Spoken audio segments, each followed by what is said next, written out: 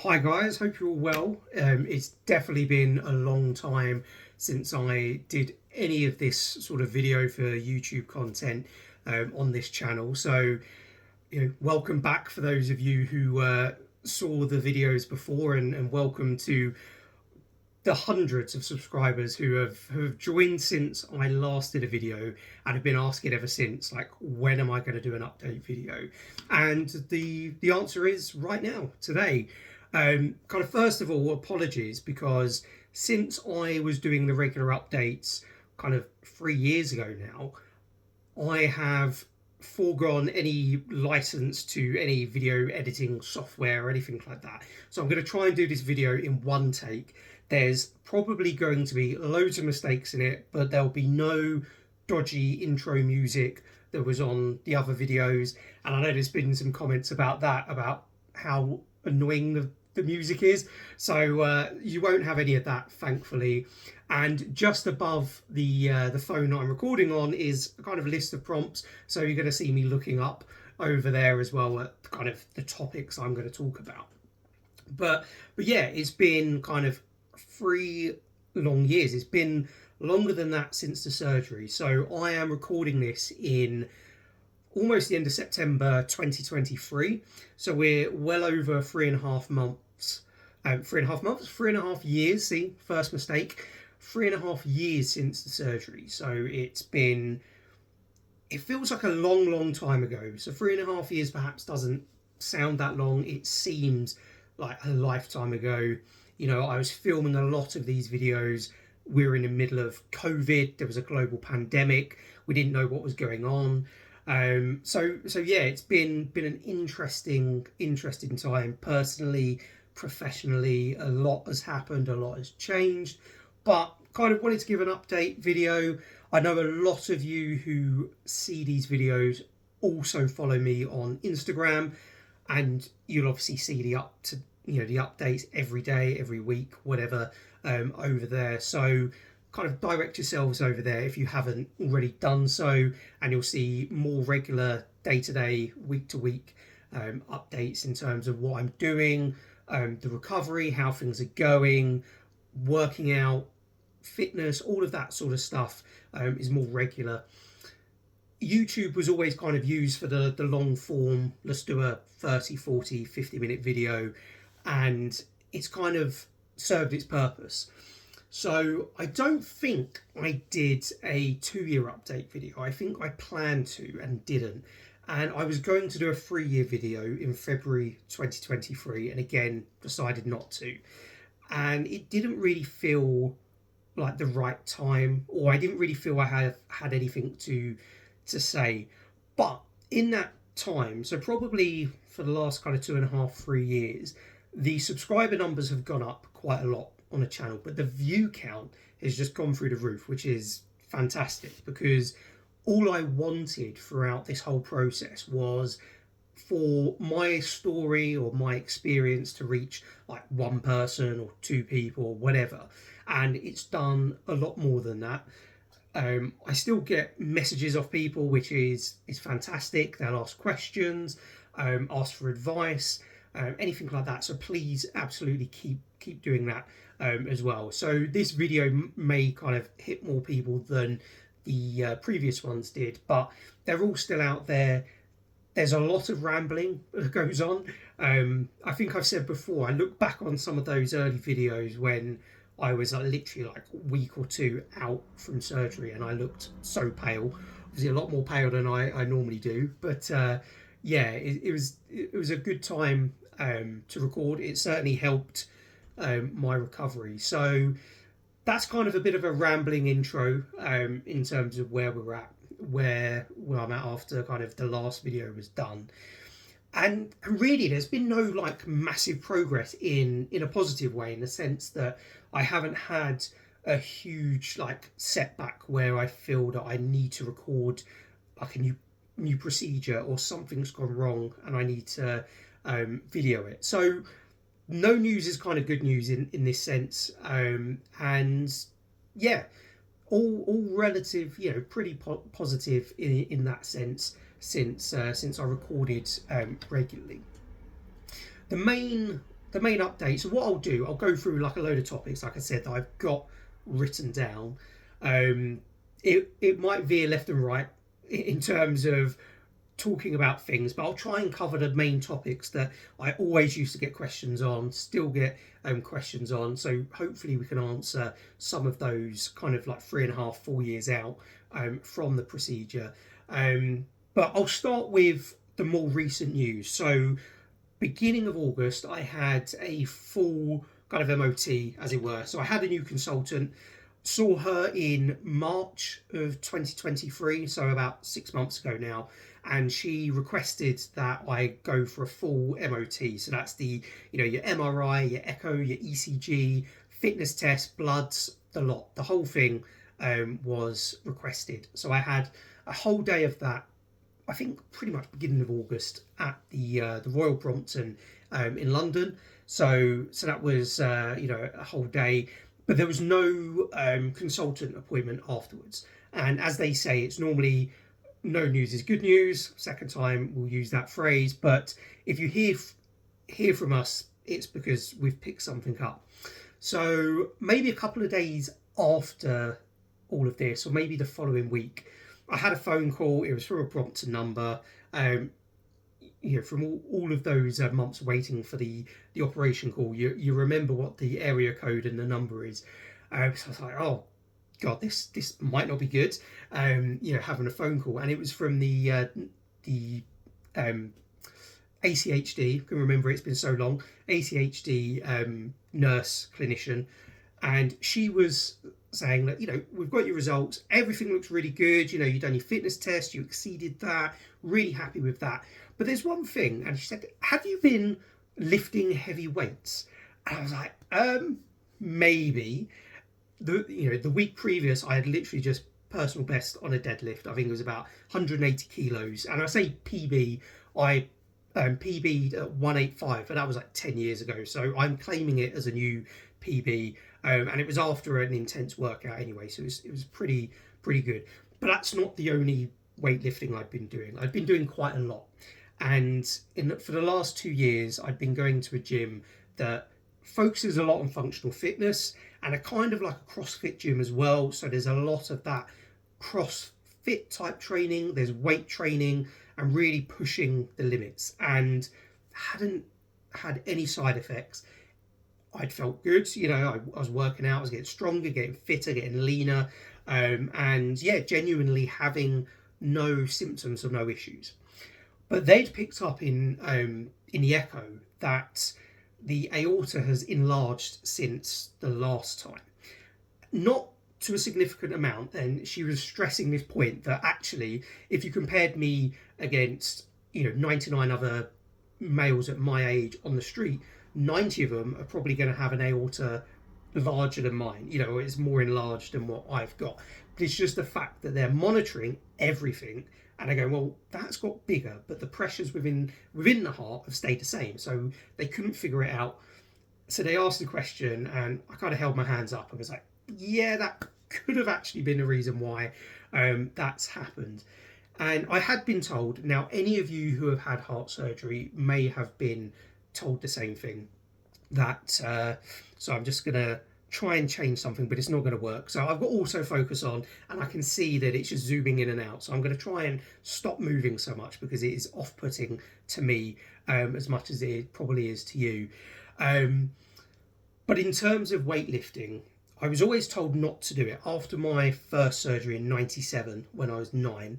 And when I got to 16, 17, I was lifting weights, going to the gym, and there was no negative side effects, even all the way up to 2019 when I started becoming really symptomatic ahead of the surgery.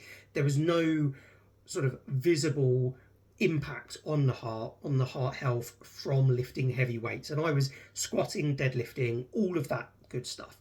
But now that's obviously changed for the reasons which are probably because I'm lifting more and more frequently, so heavier more frequently, sort of 3 or 4 times a week, and really pushing myself as well. So that's all kind of part of that reason. So it has changed now what how I need to work out. So I need to reevaluate what I do. I was doing a lot of cardio, and I was doing a lot of the CrossFit type exercises, like the workouts of the day, where it's not necessarily lifting heavy weights, but it's kind of very strenuous. But I was told that's fine.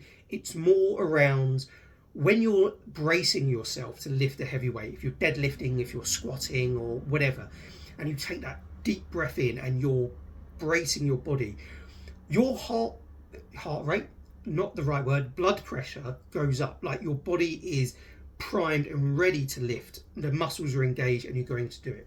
It's that increase in blood pressure that's actually causing the aorta to enlarge, and it's seen in many professional athletes who put their body under strain. But obviously, because of the history, they've advised against it, and I don't fancy having popped aorta anytime soon, so I will be avoiding heavy lifting going forward. Lightweight, high reps, running, high intensity cardio, all good apparently, according to the cardiologist. Unfortunately, she hasn't kind of signed me off all fitness and exercise, so I will continue to some degree, but without doing the weight. So that's kind of put a stop to my non-existent weightlifting career. So a bit of an update there, but to be fair, it was expected. I was told not to lift weights. I did it for a year, and then I had a checkup last year, no issues, and then another year goes by and they've started to see this change. So it's going to be scrapped, and we're not going to be lifting any heavy weights going forward. But in general, working out, I'm doing it regularly. Not so much, obviously, after the news, because I'm trying to figure out what I want to do. But I was competing in like CrossFit Light events, so you would have seen on the Instagram what I was doing and how I was competing. And when you're in an environment like the gym that I go to, and you've got fantastic people there all helping each other, you've got some fantastic athletes. So I'm never, ever going to be at the top of that. Even if I hadn't had heart surgery, I have no ambition to be at the top of that, be the pinnacle of fitness. But I was more than able to hold my own. Like on a Saturday, we'd do these classes where it's like working in teams, in pairs, individuals, and I was always able to hold my own. Never win it, but definitely not come last, which was really positive for me from kind of point of view of maintaining that fitness levels to be able to push myself after surgery. So that's a kind of a good indication for anyone that you can kind of go back and do what you did and more. And I know I'd said this before on a lot of the earlier videos, but I had a lot of comments from people saying, oh, you're saying that now after 6 months, you just wait and it'll all go downhill, and it hasn't. So I just want to put that kind of positive note out there. I do still play hockey. Now, I covered this in an update video. It might have even been the last one I did, that I kind of made a conscious decision to play hockey. So for all of my American viewers, and I know there's quite a lot, and the hilarious thing for me is that the amount of people who use subtitles in America, I think, is like 100%. So apologies for my southern pseudo Hertfordshire, North London type accent. Apologies for that. But for those of you in America who don't know what I'm referring to in hockey, it's field hockey. It's played with a solid ball on like an AstroTurf type surface outdoors. It's not ice hockey. And technically, it's not a contact sport. But as I've said before, you're playing against 11 men who have a stick, and you're playing with a solid ball. So there is a risk to it with being on warfarin. But I have taken what I would consider contingencies in this scenario. I play at a lower level than I did before, so it's a little bit slower, a little bit less competitive, although you do still get a few individuals who, for whatever reason, want to have a bit of an argy-bargy, but it is what it is. I don't play like I used to. I used to play head down, charging into tackles, running around, and generally causing chaos wherever I went on the hockey field. And it was a standing joke because I spent most of the time on the floor. So being a Warfarin, I've made that conscious decision of changing the way I play. I play a lot more reserved, as it were, so I'm not going headfirst into challenges. But I still understand the risk that I could get hit in the head with a ball.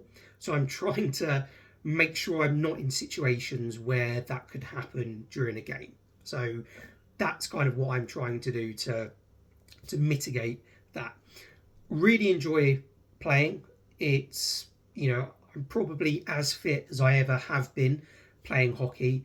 And like I said, I've changed the way I've played. So I've slowed it down a bit more. And I'm probably playing better because I'm more reserved in the actions. But just putting that out there. So in terms of kind of exercise, working out, there really has been no limitations until recently, and you take the weightlifting away. But I'll improvise with what I'm doing there. The next kind of big topic that is always a consideration, and I covered a lot around Warfarin. So I'm not going to go over the ins and outs of it because there's videos that cover that, and I've given updates at various stages. But really, this is my 3.5, 4 year update on Warfarin and kind of where I'm at. And previously, I've said that I was introduced to Warfarin in an environment that wasn't natural, in the sense that we had a global pandemic. I wasn't traveling for work. I wasn't going on holiday. I wasn't going anywhere really. So I couldn't forget to take my Warfarin. It was there. I had alarms. I had pill pots and boxes and things like that. But obviously, since COVID eased up, and for the last 18 months, 2 years, I've travelled with work. I've gone on holidays in Europe and in America, and have not had any issues with Warfarin dosage, testing my INR when I've been on holiday, and any issues like that. So I think it really is what you make of it. Like, when you're on Warfarin, you've got certain parameters that you kind of have to work towards. So, Warfarin is trying to inhibit vitamin K, which is one of the coagulating factors within blood. And so if you eat more vitamin K when you're on Warfarin, it negates the effect. So it's all about having a balanced diet, or at the least kind of being consistent with how much vitamin K you eat. So don't eat 10 avocados one day and none the next, because your INR is going to be all over the place. But I've found it just easy to be consistent. But I'm not talking about eating the same thing all the time. If you look at my earlier videos, I was like, right, I'm going to eat this, then this, then this. I tend to eat the same sort of food groups. So I'm eating like a portion of veg, meat, carbs, whatever. But it's consistent. I'm eating portions of green. I have like half an avocado on toast with like scrambled egg for breakfast most mornings. If I don't have that in the morning, I know that I can perhaps have more greens in the evening. So you can get, there's a way of kind of balancing around it. I'm quite fortunate that I'd, through like health and fitness, had always had an eye on what I was eating anyway. So it wasn't really a difficult thing for me to adapt. And I've had no troubles, touching wood, since the first summer on Warfarin, where my INR just dropped and we couldn't get it up for like 6 weeks. But since then, I've had no major changes. So I've been consistent with my INR. I self-test, so I've got a INR machine, home testing kit that I use. I calibrate that with the local anti-coag clinic, however often. I don't know, probably every year, 2 years. But I test at the moment about every couple of weeks, or if something's changed, if I've been ill, like I've had a cold or something like that, or I've had a heavy weekend where I've been out with friends, family, whatever, and I've just eaten wherever I wanted to, I will perhaps check just to see where my INR's sitting. But most of the time, I will check every couple of weeks, and I only need to report like every 6 weeks. So it's not like a big issue, and it's been consistent. I fundamentally changed the way I ate probably about a year ago, in the sense that I was avoiding all greens until then. Any vitamin K, I was avoiding it. Until, like I said, a year ago, I decided to reintroduce it into my diet, like avocados and things like that. So I was testing like every couple of days, reporting it in, and just checking what the levels were. But ever since then, been consistent. My INR's bang on range every time I test. So my range, it used to be 2 to 3, but my new consultant, she prefers 2.5 to 3.5. So she's a bit more sort of risk averse and pushing it up a bit more, but no real concerns from my side. My warfarin dosage is 12 milligrams every day, and for some people that is a lot. For me, when I was in hospital and I was first taking warfarin and they were going up like 1 milligram, 2 milligrams, it just wasn't even moving. The INR was not moving on a needle whatsoever. But yeah, for some people, 12 milligrams would be absolutely huge. I know a lot of you are on like 6 milligrams out there. But yeah, 12 milligrams is my daily dose. Prior to the slight change in kind of eating patterns last year, I was on like 12 milligrams every other day, and in between it was like 11 milligrams. So a little, a bit annoying that you had like different dose, but that's where your pill pot absolutely comes in handy. You set it out beginning of the week, and it's just consistent. You know that you can just take whatever's required for that day. So I'm really fortunate. I'm sat here almost like 4 years, 3.5, 4 years out from surgery, and I've had no issues with warfarin. I think I may have missed a dose once, and that was around the time I was getting really lazy with the pill pot, and I was just like taking warfarin. And I think there was another time I think I double dosed again because I didn't have the pill pot, and I was like, oh, I don't think I've taken it. Let me take it again. And that was easily tracked with like home testing. But other than that, it's a routine. I've got an alarm set. It goes off. For me, I have it 4 p.m. in the 4 o'clock in the afternoon. Every time it goes off, I take it. I'm really conscious when I travel that I'm adapting it as well. So, I do a lot of travel in Europe. So it's only like a small time difference. So within that couple of hours, I'll take the warfarin. If I'm landing around 4 o'clock back in the UK and I'm traveling home, I'll just set, I'll move the alarm to like 8 o'clock when I know I'm going to be at home, and I'll just take it. I'll take it then. And then I have a reminder on my phone, like at the end of the day, there's almost like the final reminder, like, by the way, have you taken your warfarin? So yeah, that's worked for me. I know some people really struggle with it. I know people really struggle with that INR. It's like up and down. They can't get it consistent. But it really is down to whatever you're putting in your mouth. Whether it's food or drink, and how that reacts with the warfarin is going to have an impact on the INR. And it's just about being consistent. But there hasn't been any occasions where I've restricted myself in what I've eaten or what I've drunk. I know certain things react with warfarin. I know that for me, blueberries have a huge impact on my INR, and there was a time when I was having like fistfuls of blueberries on porridges, and I was wondering like, what is going on with my INR? It was like really right at the bottom of the range, and I was always like bang smack in the middle. And then other things like cranberry juice, it just pushes it through the roof. So it's very individual, but it's about consistency. It's simple as that. That's all I can say on there. And then, of course, with warfarin comes bleeding and the risk of bleeding out, which is one of the massive concerns you have on warfarin. Now, I've bruised a couple of times, and normally it's times you don't expect to bruise.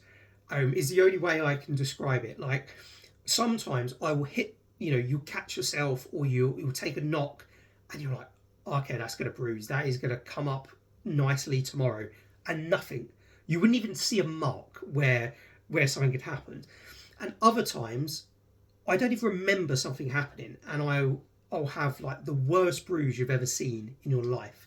But it really doesn't happen that often. The majority of the bruises I've had since being on warfarin have been from the gym, and have actually been from the lowest impact incident. So I've done work with kettlebells, so I don't know how well this is going to show, but like when you're holding a kettlebell and it's resting on your forearm, that it's not swinging around and hitting; it's just resting there. I'll come up with these huge bruises on my forearms. I'm like, where on earth has that come from? Very, very bizarre. I knocked my stomach. I was like, when you're kind of squeezing in between someone who sat down and like the back of their chair. I literally just brushed past the chair.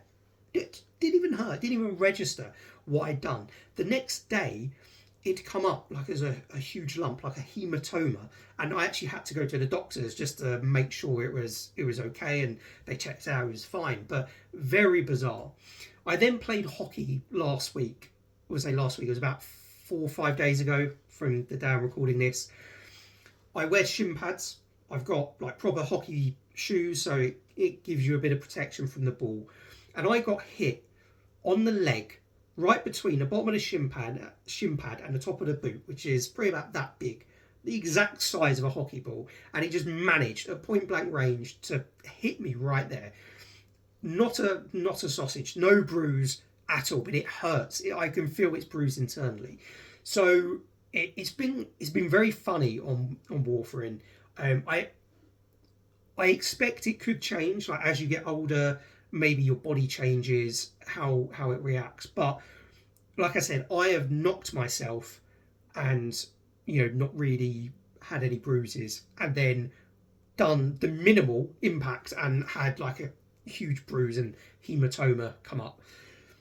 From a bleeding point of view, I have done some very stupid things when I've been doing DIY. I managed to put a Stanley knife into my thumb very quickly, not that deep, and it barely bled. It wasn't even stitches needed. I've caught myself. But I've not had any bleeding that I would say would be out of the ordinary. Like, had I not been on warfarin, I wouldn't have thought twice. It isn't like it doesn't stop bleeding or anything like that. It's just been a normal bleed. Compress the wound, put a plaster on it, and it's been fine. Again, until a couple of weeks ago, I played hockey. One of the times I got tripped up, and I got a graze on my arm. Nothing serious. It wasn't bleeding. It was just like a friction burn on the arm. It scabbed over. Looked like just a normal scab. Played the week after this happened. Again, got taken out. Knocked the scab off, and it bled like I've never seen anything bleed before. I didn't even know it was bleeding. I knew it knocked the scab off. I got up, and it was like during a heat wave. We had a huge heat wave in the UK, and we were doing like 10-minute breaks because it was like 33 degrees Celsius. It was ridiculous. So this happened literally just as the umpires blew the whistle. I've walked off the pitch. I've gone to look at my arm, and I've looked down. You can see the scab is like tiny now, but my whole arm was just covered in blood, and I was like, oh my god. So I'm like trying to patch myself up one arm, put like a bandage thing on it, and just wrapped it really tight with some Kinesio tape, and it worked a treat. Absolutely perfect. No more bleeding. But that was the only time in like say almost 4 years that I've had a cut and it's just bled where you go, okay, that's definitely down to warfarin. It was very hot. My INR was probably a lot higher than it would have normally been. Probably a lot of factors in it, but that was kind of, touch wood, the only issue I've had. Briefly touched upon like self-checking INR. Again, that's on the list, so I'm just kind of going down on that. I got the machine in like I think August 2020. Never looked back. it's just been fantastic to be able to check, like certainly Christmas time when you eat more than you would, you maybe eat more greens or whatever, to just check the INR. You're just happy with, you know, that it's in range. Nothing's crazy. When I travel with work, so I tend to travel quite a lot with work, but it's normally for like 1 or 2 days. I'm consistently eating the, nothing changes, so I don't take it with me. When I go away for a week, I don't tend to take it with me. I don't think I have. I've been away for 1 week 3 or 4 times now since surgery, and I've never taken it with me. I've never felt the need to take it. But I went to visit family in Texas in November last year, so it was like leading up to Thanksgiving. We were over there for that, and it was our first Thanksgiving over there. So it was, as you can imagine, for the American viewers, the spread was fantastic, and you're dipping into just everything. So I knew that my eating would be different, so I took my INR and I was testing kind of like every couple of days, and there was literally no change. The other reason for taking the machine as well is because of the time difference. I think it was 6 hours at the time of year that we went. So what I did was I actually took my warfarin the normal time for UK time, so around between 4 and 6 o'clock in the evening. So it'd be about like midday in Texas. So I just didn't change the actual spacing of when I took it. So you haven't got that issue when you land of like, oh, how many hours ago was it? I just kept it consistent, and that might be a bit more difficult if you went to a completely different time zone. But 6 hours seemed to work, and I tested throughout that period. There was no like negative sort of impact on it. If you could afford to get an INR machine, because I think I paid like £300 in the UK for it. It's worth it, even if you have to sensibly borrow money, interest free, whatever. It's just worth doing it in just the time alone, going back and forth to the clinic and everything else. It's just worth doing it for that. In the UK, now I've had a couple of people say that they've had to like really push for this, but in my NHS catchment area, whatever you want to call it, the strips and the lancets and everything is covered under the NHS. So you have to pay the prescription fee for it, which is like £9.75 or some horrendous. I think it's even gone up. I think it's like £10.75 or whatever per item, which works out cheaper than if you were buying it direct. I think they're like £25 for the strips, but because of being on regular medication in the UK, if you haven't done this already, absolutely get on it. You can get an NHS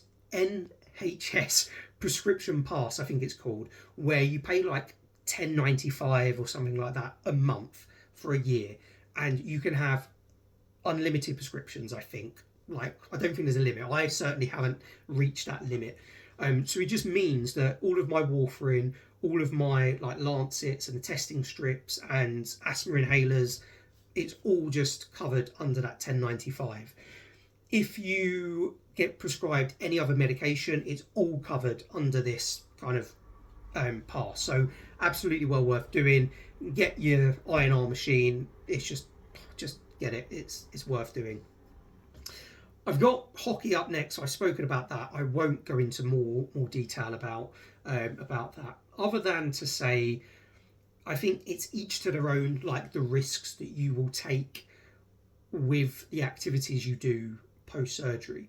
I've seen people mountain bike, and you've got the risk there of falling off, but if you've got protection on, is it dangerous?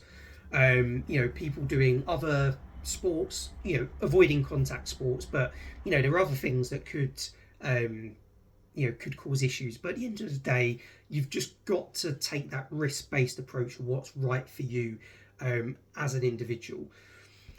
I think life's too short. You have to do what you want to do, but within reason. You know, don't go and play rugby. Don't go and do mixed martial arts and get punched in the head, because you know the likelihood is if you get a bleed on a brain, it's not going to be pretty. But you know, with everything else, it's worth doing.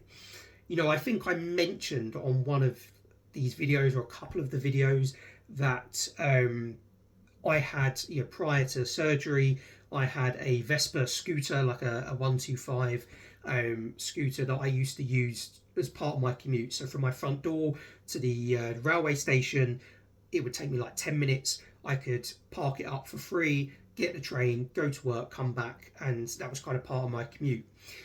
And you know, I then had a year of not riding because I stopped riding probably the winter time 2019, and then had to retake a test in the summer of 2020.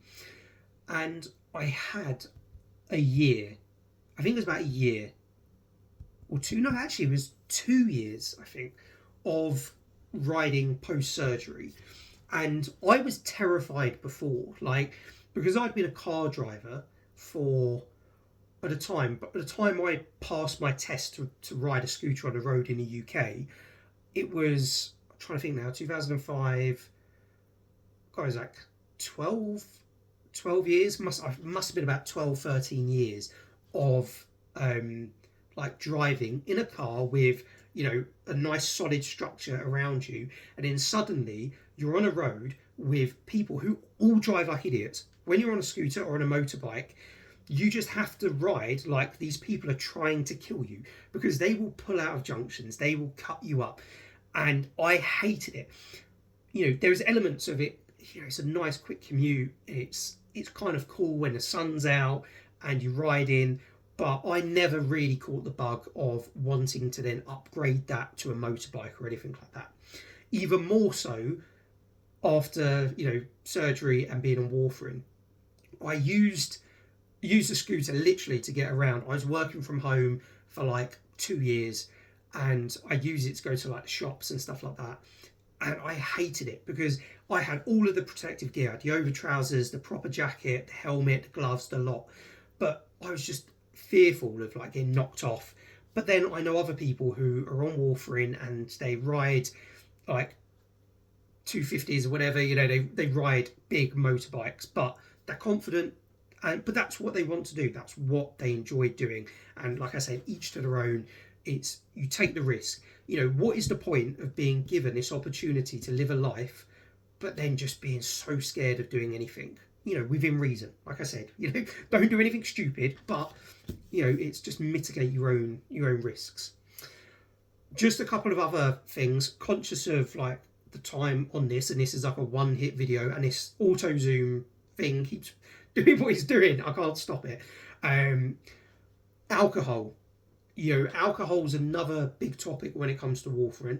I was never a big drinker, and I think I said this in my other videos. I would be a typical binge drinker in the sense that I didn't really drink midweek, and then if I was going out with mates at the weekend, I would then drink 5 or 6 pints, then you go into spirits, and then the shots are coming out, and then you're regretting it all day Sunday. But then I wouldn't drink again. So, you know, is that a good thing? Is it bad? Is 1 beer a day for a week better than binge drinking, you know, whatever? But, you know, I wasn't a habitual drinker. It wasn't like part of my routine. So my view after surgery was, it's not going to be a big deal. Like being on warfarin, restricting alcohol, I'll just drink alcohol-free beers. And that's pretty much what I did for, you know, a good few months. I don't think I drank for a long time after surgery. And then when you do, not that I drank a lot, but when you drink, you realise how potent, like just even 1 beer is, like a glass of wine. You're like, oh my God, this is strong. And then obviously, like anything, you can build a tolerance up to it.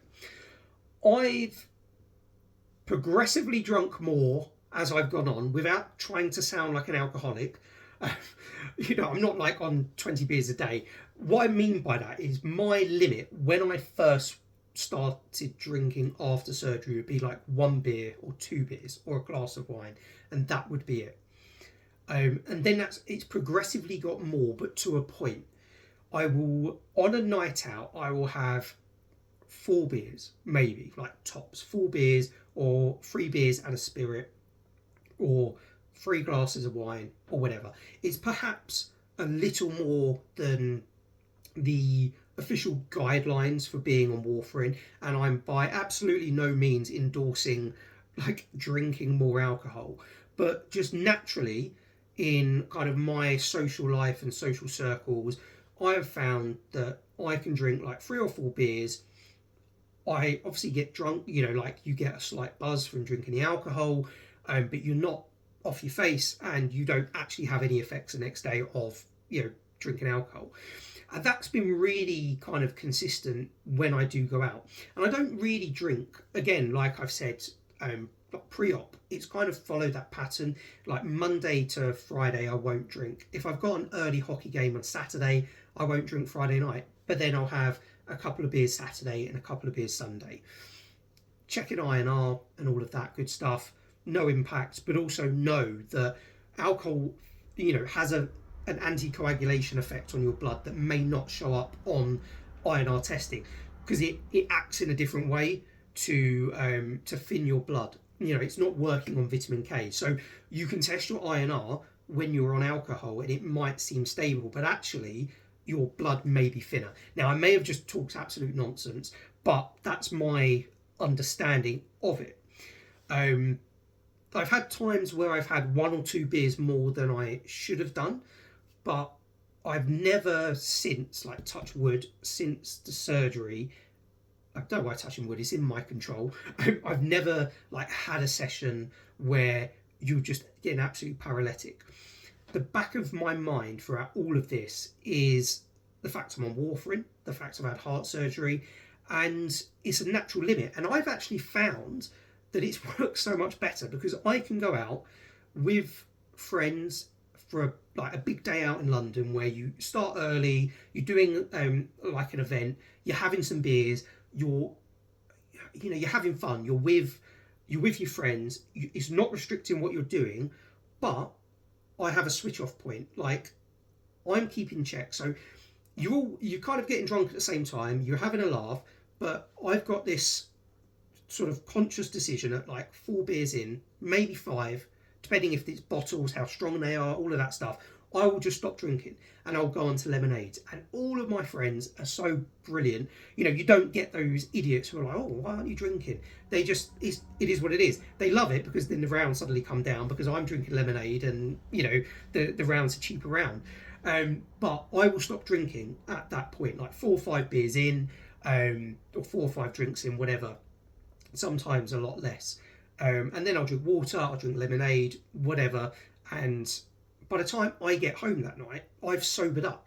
I've still had fun. I've had alcohol. It relaxes you. You get that buzz that you do on alcohol. You have a fun with your friends, but not to the detriment of your health. And you haven't got a hangover the next day. So I'm not kind of preaching to tell you how to drink, but I'm just saying that this is what I've done. I know there's some people who are absolutely no alcohol on warfarin, and that's their prerogative. That's brilliant. Whatever works for you. There's other people who are very strict to the guidelines of I don't even know how many units it is of alcohol per day per adult in the UK. Again, which is great. Stick to what you do. But I know a lot of people have these questions. I do it. I'll have say a couple of beers over the weekend, and it is what it is. I've got a couple of buddies who I've known through this process who also go and have a pint, go and have a Guinness. It's all good. Again, it's everything in moderation. Don't go stupid. Don't go and torpedo alcohol drinks and Jaeger bombs and everything else, because you can do it, but you feel like absolute hell if you do it. So that's pretty much it. A whistle-stop tour of the key points of, the main areas that people always ask, always comment on. But absolutely keep those coming, keep the questions coming. Follow over on Instagram as well for kind of the day-to-day updates of what I'm getting up to. But yeah, it's nothing but positive news for me. I've made, I've said before about my decisions I've made, and you know, perhaps they were early on in the process, and perhaps like 3.5, 4 years is still early on in that journey after surgery. But excuse me, I've coughed and now I can't edit it out, but we'll leave it in there.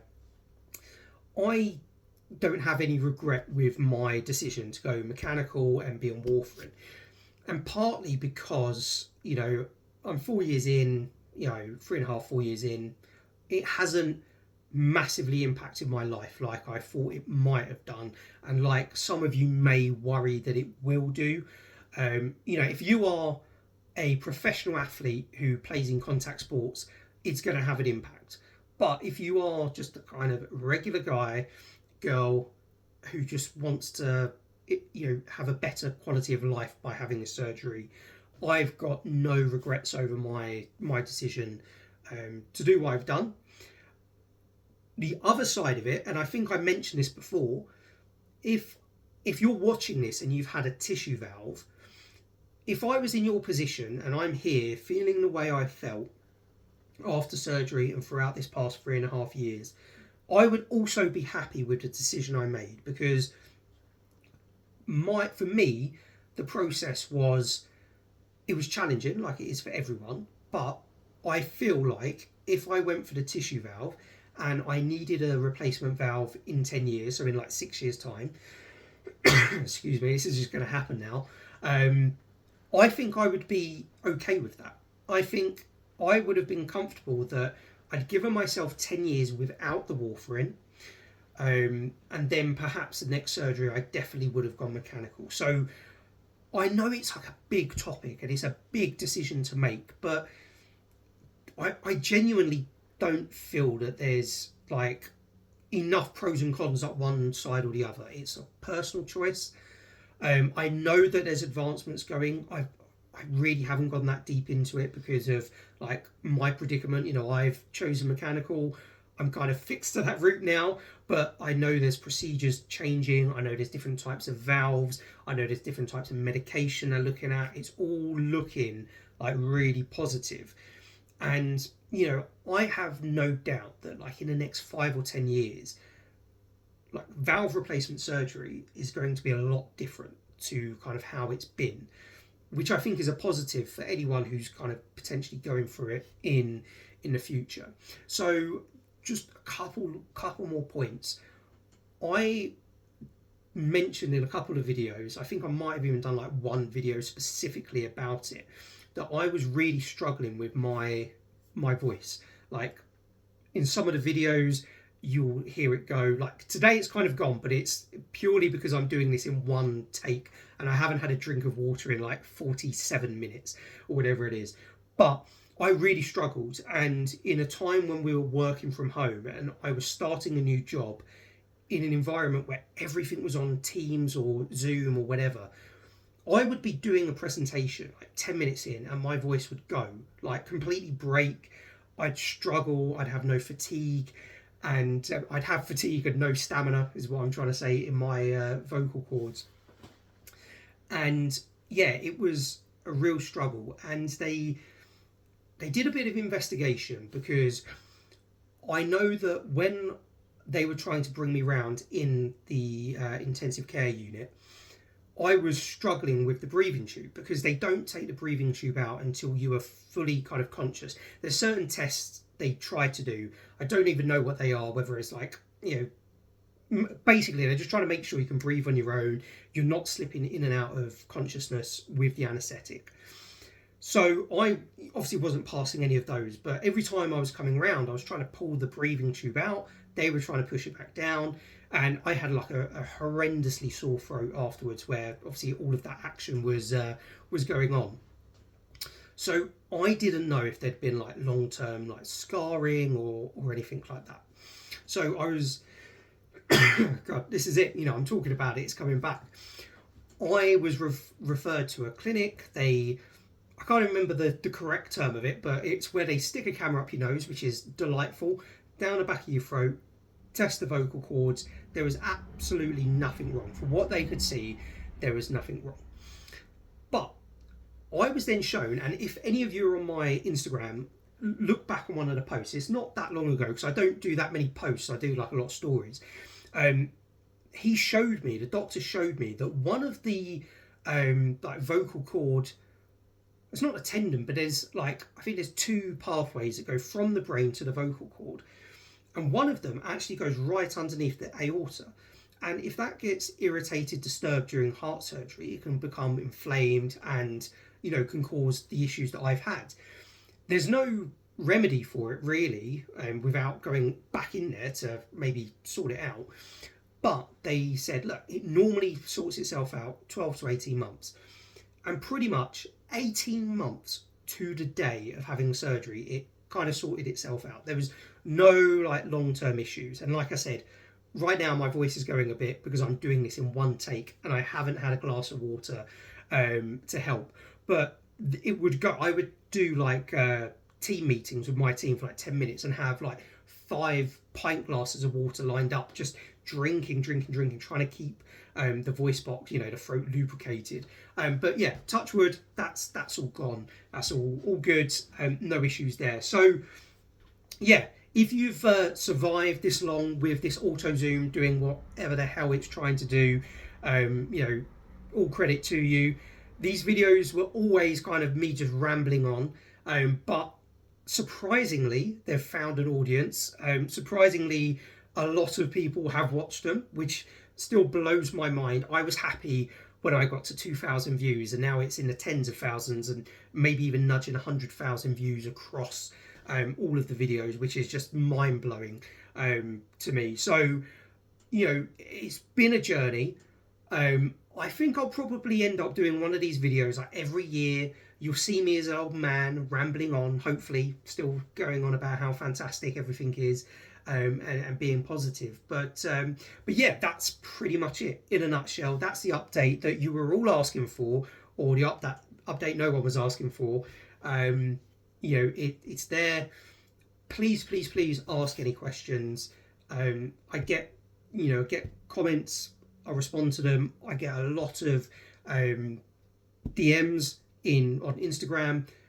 I absolutely don't have a problem with it. I really enjoy, you know, trying to impart some of my lived wisdom through this process. And when you are getting that diagnosis for the first time, or for a lot of people, you've known about it for a long time, it becomes part of your life, like it did for me. I knew in 2003, I think it was, and then had the surgery in 2020. So that's like 17 years of it just being part of my life. Oh yeah, at some point I need surgery. But when you get, you know, you hear those words and they say, look, you're on the list now, it's countdown, it is going to happen. I think your perspective changes, and that's when I find people engage with these videos more, which is great. So again, any questions, anything you want to see or answered, just hit me up. But yeah, appreciate, you know, staying for this long on this video, almost an hour. But yeah, hopefully speak to you all soon.